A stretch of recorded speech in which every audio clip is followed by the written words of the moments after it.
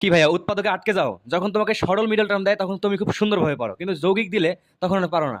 আজকের পর থেকে আর আটকাবা না। দেখো, এখানে একটা যৌগিক উৎপাদক দেওয়া আছে।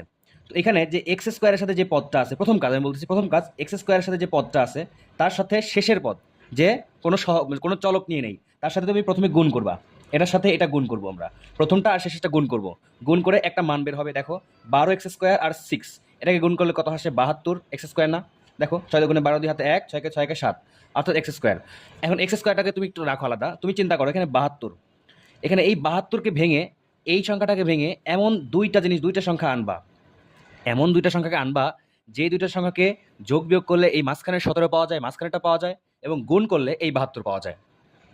তো যদি তুমি তাৎক্ষণিক চিন্তা করতে না পারো, তুমি কি করবা?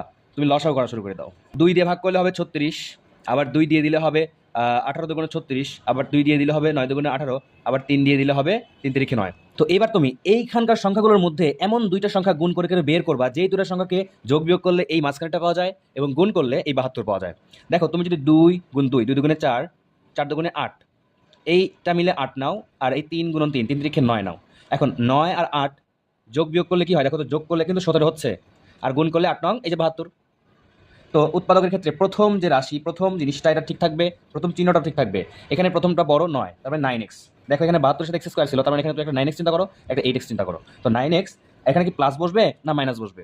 খেয়াল করো, আমি যদি এখানে মাইনাস দিই, প্লাসে মাইনাসে মাইনাস হয়ে যেত, বড় সংখ্যার প্লাস, কিন্তু প্লাসে মাইনাসে মাইনাস হয়ে 9 থেকে 8 বিয়োগ করে একটা x হওয়ার কথা ছিল, কিন্তু মাইনাস দেওয়া যাবে না, এখানে প্লাস দিতে হবে। প্লাসে প্লাসে প্লাস, 9 এর সাথে 8 যোগ করলে 17, 8x প্লাস 6। তো এখান থেকে তুমি কি করে নিতে পারো? দেখো, এখান থেকে 12কে যদি ভাঙো, 3 গুণন 4, 3 4 12, 9কে যদি ভাঙো 3 গুণন 3, 3 তিরিখে 9, তো 3 কমন নিতে পারো না? তো 3 কমন, অর্থাৎ 3x কমন যায়। 3x কমন গেলে এখানে থাকে 4x প্লাস 3।